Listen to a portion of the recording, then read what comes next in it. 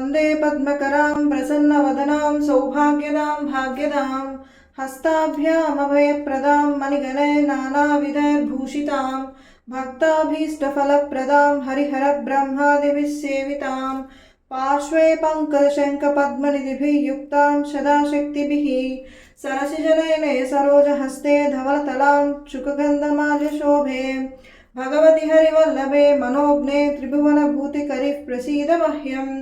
ॐ प्रकृतिं विकृतिं विद्यां सर्वभूतहितप्रदां श्रद्धां विभूतिं सुरभिं नमामि परमात्मिकां।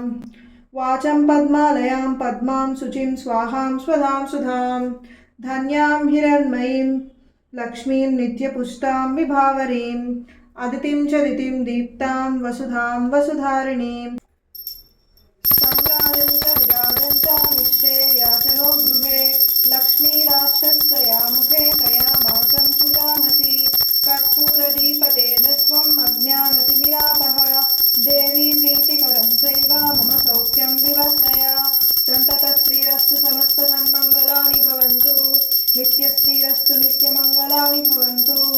ॐ श्री महालक्ष्मीदेव्यै नमः। कर्पूरनीराजनं दर्शयामि। नीराजनानन्तरं शुद्ध आचमनीयं समर्पयामि।